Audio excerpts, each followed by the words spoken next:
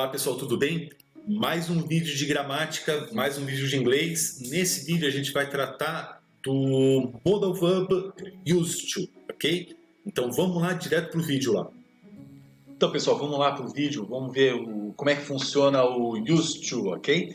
Para fazer essa explicação, eu vou seguir aqui o roteirinho, explicar o que used to, como é que é a estrutura do used to, vou fazer algumas referências de used to com algumas outras estruturas de hábito. Vou fazer referência do used to com a estrutura do verbo to use. Algumas situações de pronúncia que eles se aplicam e o uso do used to, ok? Então vamos lá para a estrutura dele. I used to do something. Essa é a estrutura. I used to do something. Esse do something vai variar conforme o que você queira falar.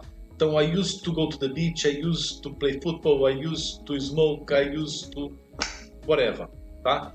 Qual é o interessante? É que esse used to é um carimbão, tá? Então, ele nunca vai modificar em sentenças positivas. Ele nunca vai modificar. Então, I used to do something. I used to play football every day. I used to run on the beach. I used to smoke. I used to go out every Saturday. Então vocês podem verificar que são carimbos, né? Ele nunca muda, ele está lá. E o que vai modificar é esse verbo que eu tenho aqui e, obviamente, o objeto referente a esse objeto, tá? A esse verbo. Porém, aquilo foi sentença positiva. Esse daqui é uma sentença positiva. Vamos ver como é que ele funciona na sentença negativa e na pergunta. I used to run on the beach. Sentença positiva. Mas eu poderia falar I did used to run on the beach. Por que eu poderia falar assim? Porque se eu fizer sentença negativa, eu vou falar I didn't use to run on the beach. I didn't use to run on the beach. E esse did, ele é colocado aqui... Se ele é colocado na sentença negativa e ele é colocado na pergunta, did you use to run on the beach? Quer dizer que esse did existe. Se ele existe, eu posso colocar na sentença positiva. E se eu coloco na sentença positiva, o verbo precisa ser utilizado na primeira coluna. Então, I did use. Se eu omito o did, eu modifico esse verbo da primeira para a segunda coluna. Então, essa daí é a regra. Há algumas pessoas, eu não aconselho a fazer isso, há algumas pessoas que continuam utilizando esse user aqui. Então, por exemplo, I didn't use it to run. Eu não aconselho a fazer isso, nem sei se é correto, ok? Então, mantenha a regra lá que a gente estudou. Vou até colocar aqui o linkzinho desse vídeo que ensina como estruturar uma sentença positiva, negativa e pergunta, tá? Mantenha a regra disso daí, porque isso nunca vai estar errado, alright? Então vamos lá. Pronúncia. I used to, né? Então, isso daqui eu vou pronunciar com o som de S e vou juntar. Não vou pronunciar o D, já vou direto para o som do D. Então, esse daqui é o jeito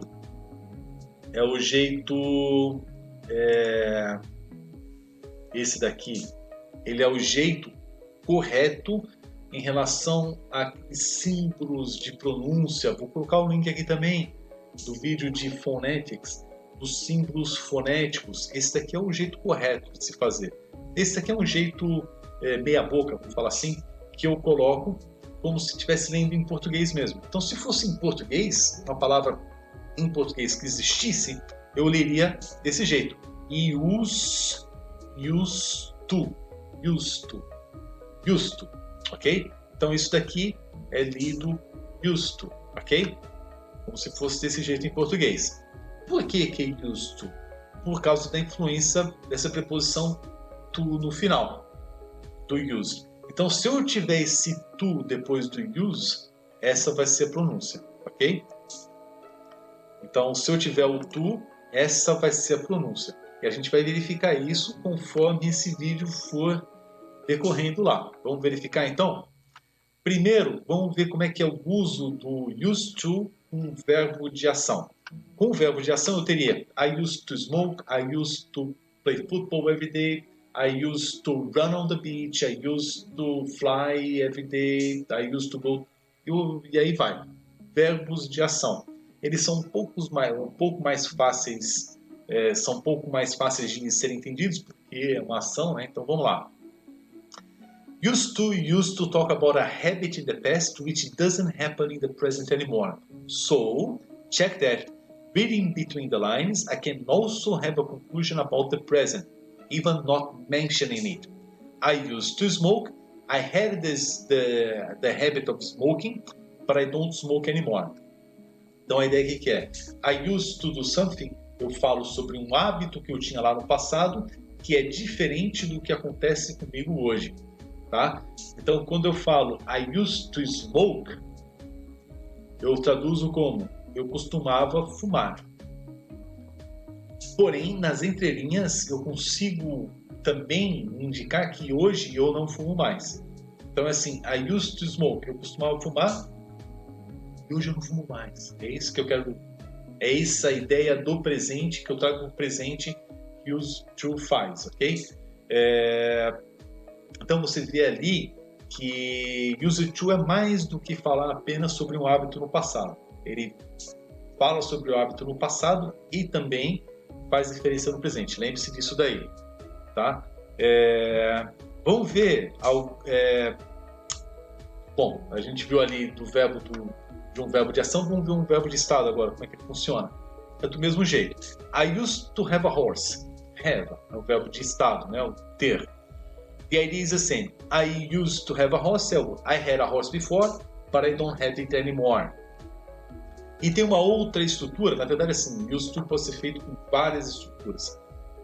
Eu peguei essas três. E a terceira estrutura que eu achei interessante é o they used to be, que é o mesmo que there is, né? Então, there is a car here. Há um carro em algum lugar. They used to be, costumava haver. Quando eu falo they used to be a church there, they used to be a church there, eu quero dizer, costumava haver uma igreja ali e hoje não existe mais. Eu não falei, eu não expressei que hoje não existe mais. Ela está implícita na minha sentença que eu falei, they used to be a church there, alright? Então, vamos lá. They used to be a village there. Sorry. There used to be a village here before. It was floated for the construction of a dam. The idea is the same. There used to be a village here before. It was floated for the construction of dam. It's the same as there was a village here, but there isn't anymore. Tá? Agora, vamos fazer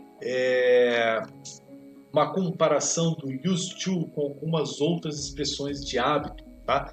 Então, assim, used to, de novo repetindo as explicações de antes, essa vai ser repetida o tempo todo, né? Used to, repetindo, is used to talk about a habit in the past which doesn't happen in the present anymore. So check that.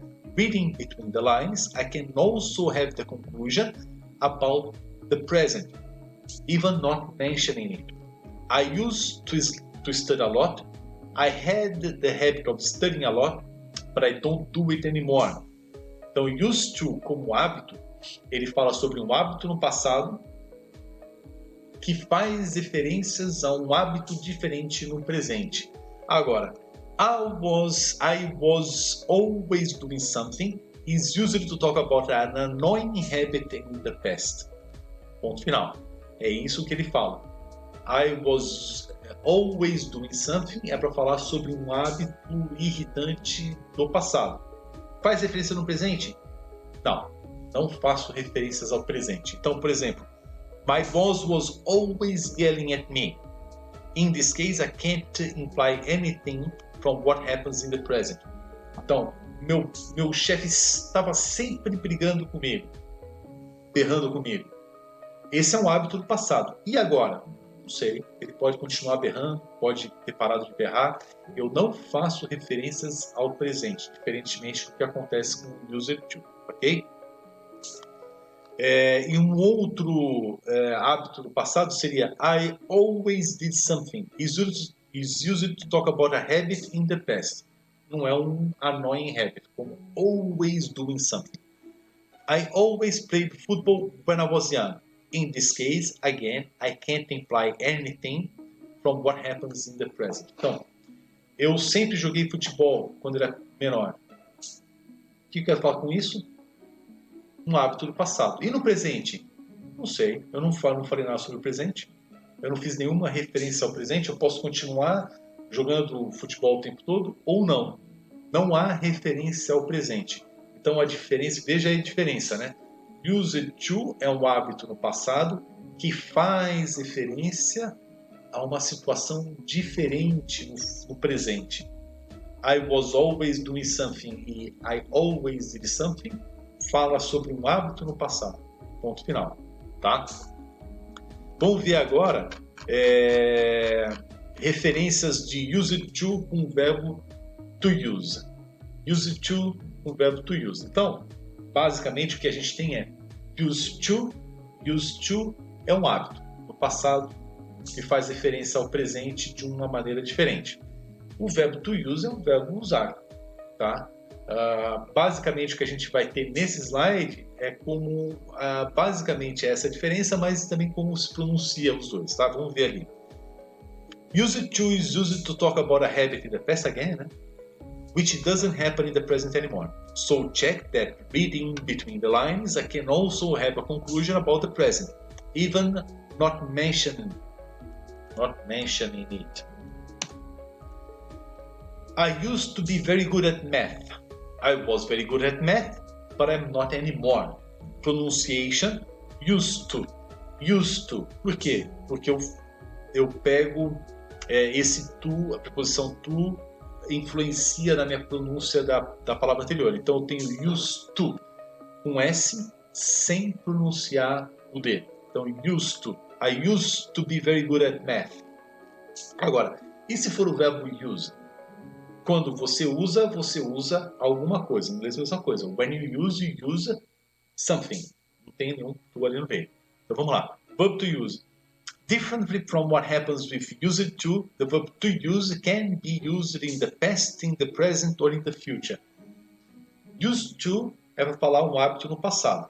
Eu não falei sobre hábito no presente e o hábito no futuro. Eu falei que ele fala sobre um hábito no passado que faz referência implicitamente a alguma coisa no presente, mas ele não fala sobre hábito no presente, ok? Agora, o verbo to use pode ser usado no passado, no presente, no futuro, na forma contínua, na forma simple, no perfect, no não perfect, e aí vai. Você pode usar o verbo to use do jeito que você queira. E quando eu uso vamos ver como é que eu uso aqui no presente, no passado e no futuro.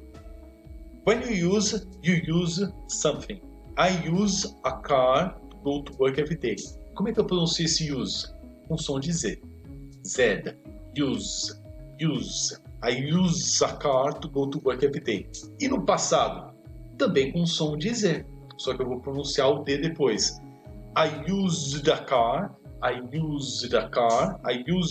to go to work yesterday. I used a car to go to work yesterday. E no futuro, I'll use a car to go to work tomorrow. I'll use a car to go to work tomorrow. Como é que eu pronuncio isso daqui? I'll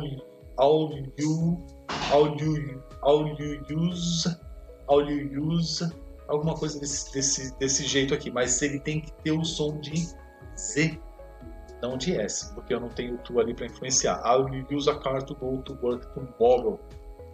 Agora, eu também posso ter o verbo to use na forma passiva. Eu vou colocar aqui um linkzinho de um vídeo que fala sobre a estrutura da forma passiva. E como é que é basicamente ali a forma passiva? Eu vou trazer o objeto para frente e vou colocar o sujeito depois do verbo, tá? E nessa estrutura, eu vou fazer aqui um jeito em que eu vou usar o to depois do verbo use. Então, por exemplo, eu tenho aqui verb to use in passive voice, in the passive voice. Be careful with some similarities in the structure, but the meaning and the pronunciation are different from the verb to use normally, ok? Então elas são diferentes do verbo to use aqui. I used to go by car to São Paulo. I used to go by car to São Paulo. Então eu costumava ir de carro para São Paulo. Então, esse use aqui não é o verbo to use. Ele é a situação de um hábito no passado. I used to go by car to São Paulo. Esse to influencia na pronúncia. Então eu vou ter a pronúncia used to. I used to go by car to São Paulo. Agora, a car used to take me to São Paulo every day. A car used to take me to São Paulo every day. Esse used não é used to, como se fosse um hábito no passado. Ele é o verbo to use. E como é que ele é pronunciado? A mesma pronúncia que eu tenho aqui. Used to. Por quê? Porque eu tenho esse to aqui que influencia na minha pronúncia, né? Então, um carro é usado para me levar para São Paulo todo dia. A car used to take me to São Paulo every day. Used to take me to São Paulo every day. A car used to take me to São Paulo every day. Então, esse used to não é o mesmo que esse daqui. Eu tenho até um verbo aqui, is, para me diferenciar. Ok?